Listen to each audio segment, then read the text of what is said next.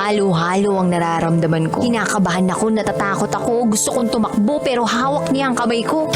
Iba't ibang babae, iba't ibang conversations. Secret Files. Secret Files. Your story they never knew existed.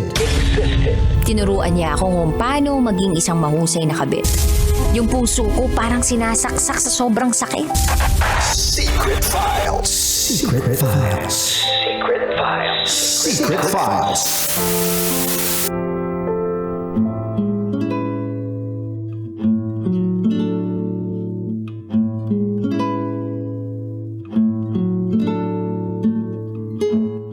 And now, it's time for DJ Rocky's Secret Files.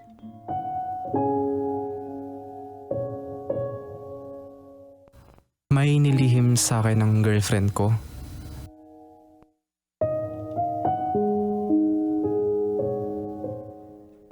Magandang tanghali, DJ Rocky. Itago niyo ako sa pangalang Andy, 23 years old. At ito, ang aking secret file. May girlfriend ako. Itago na lang natin siya sa pangalang Lian. 10 months pa lang kaming magkarelasyon, pero matagal ko na siyang kilala. Kaklase ko siya nung college. Kapansin-pansin talaga yung gandang meron siya. Tahimik, pero may ibubuga. Kasi matalino. At kahit tahimik, marami siyang kaibigan. Nagugulat na lang ako sa mga kakilala ko na nagsasabing kaibigan nila si Lian. At hindi lang puro babae ang mga kaibigan niya. Marami ring mga lalaki. DJ Rocky that time, walang issue sa akin ang pagkakaroon niya ng maraming kaibigan. Hindi ko lang siguro maiwasang magtaka. Kasi hindi naman siya makuwento tungkol sa kung sino-sino ang mga kaibigan niya. Pero ang importante naman sa akin ay yung relasyon namin. Napakilala ko na siya sa pamilya ko. Tuwang-tuwa nga yung magulang ko kay Lian kasi sabi nila pretty and smart daw. Sa side naman niya, kilala naman ako. Pero hindi bilang boyfriend O kahit nga manliligaw. Basta ang alam ng pamilya ni Lian, ako ay friend lang. Oo, DJ Rocky, friend lang. Strict kasi parents ni Lian. Well, napansin ko naman na yon unang bisita ko pa lang sa kanila. Kung makipag-usap sa akin yung papa niya, para akong boy na utus-utusan lang. Maraming tanong, tas kapag sasagot ako, bigla siyang magsasalita. Tapos, nung minsang mangumusta ako, ang tipid ng sagot. At wala man lang balik na tanong sa akin kung kumusta rin ba ako. Yung mama naman ni Lian, tahimik lang. Mas madalas magsalita ang papa ni Lian kaysa sa mama niya. At lahat naman ng yun, observation ko lang. Eto kasing si Lian, hindi makwento tungkol sa buhay niya. May mga nasishare naman siya na ibang aspeto sa buhay niya, pero halos lahat naman ng yun ay obvious na. Tulad ng paborito niyang kulay, color pink. Pag may nakita siyang bagay na kulay pink, bibilhin niya. Nagsishare din siya kung anong nangyari o ginawa niya sa buong araw, sa loob ng opisina, magkape, magprint ng document, makipag-usap sa katrabaho, pero ganun lang. Lumipas ang mga araw, DJ Rocky. Pag tinititigan ko siya, bigla na lang siyang magiging busy bigla o titingin sa iba. Yung bang parang naiilang. Tas wala na akong maramdamang lambing. Kung hindi rin ako magtatanong, hindi na rin siya magkukwento. At ang babaw na lang ng mga bagay na kinukwento niya. Parang walang lalim. At dahil dito, may nabuo na hinala sa utak ko.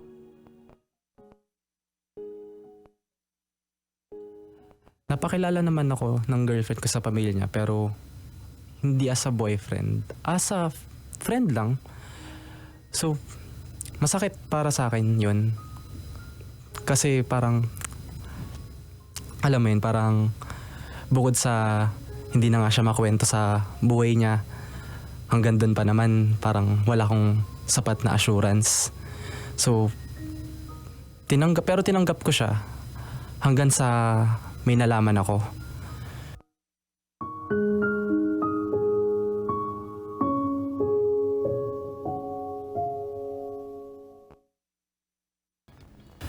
Yun, may kachat pala siyang ibang lalaki. Kinakausap niya. So, tinry ko siya i-approach, kausapin. Nagpapaliwanag siya. Boy best friend daw yun or kung ano man yung term na ginamit niya, kaibigan. Basta kaibigan niya daw yun. Tapos, ewan ko. Hindi ko alam kung ano yung dapat ko maramdaman about dun.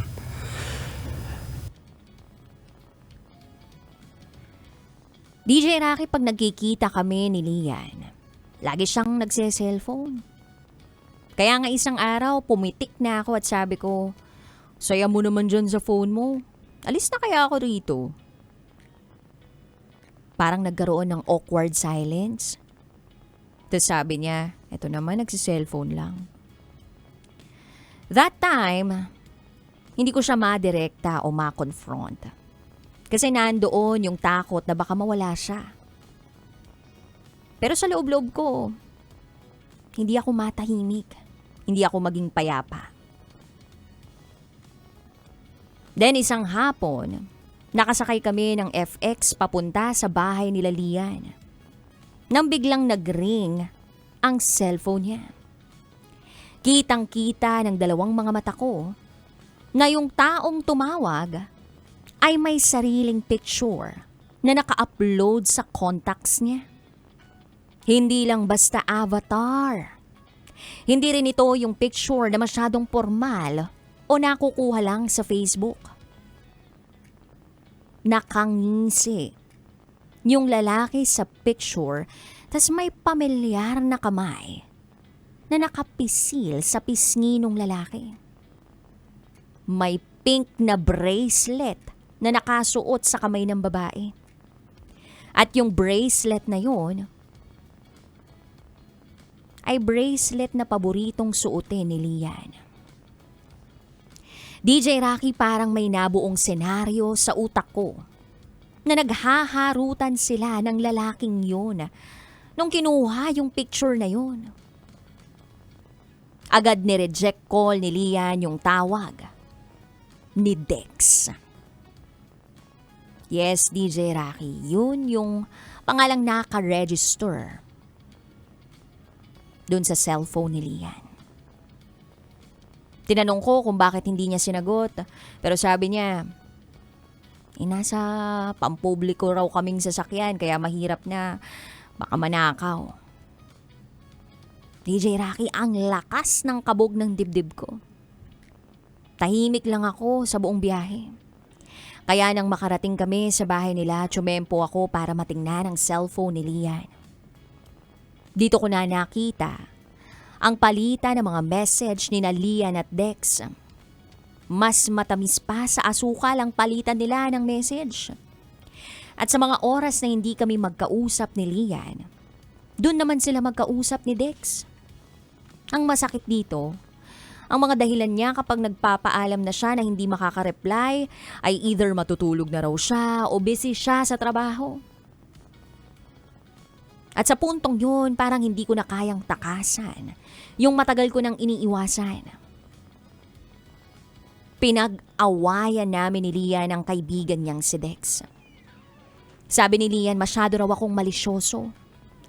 Friends lang daw sila. Sabi ko, anong friends?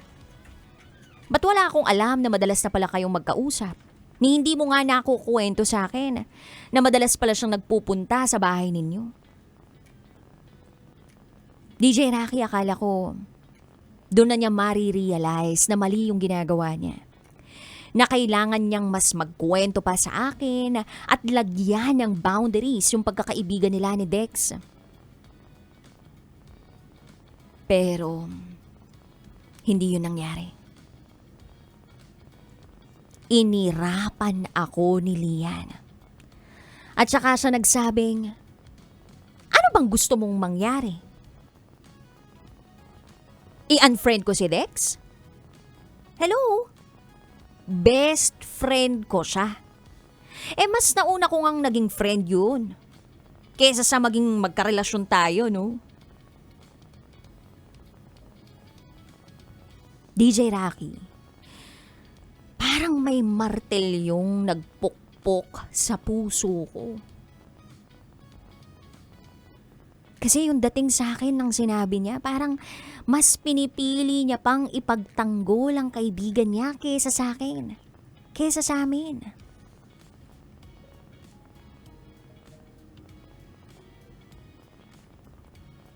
At parang doon na natapos ang lahat.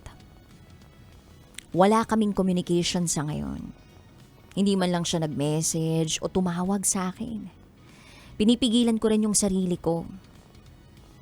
May parte pa rin sa akin na gusto ko sanang ipaglaban kung anumang meron sa amin. Pero parang ang sakit na rin ipilit ang sarili ko na maging priority niya kung ang kalaban ko naman ay isang taong matagal ko nang hindi maramdamang kaibigan lang para sa kanya. Boy best friend niya si Dex. Oo, pero sa lahat ng naipadama ni Lian, may parte sa akin na nagsasabing hindi lang simpleng pagkakaibigan ang namamagitan sa kanila. At ang hirap ipaglaban ang sarili sa isang laban na pakiramdam mo, matagal ka ng talo.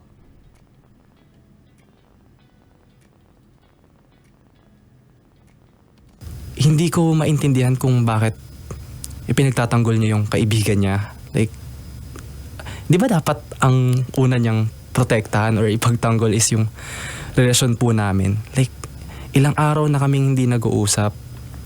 And yun, nagtataka lang talaga ako is kung bakit hindi niya magawang ipaglaban yung sa amin katulad ng paglaban niya sa pagkakaibigan nila.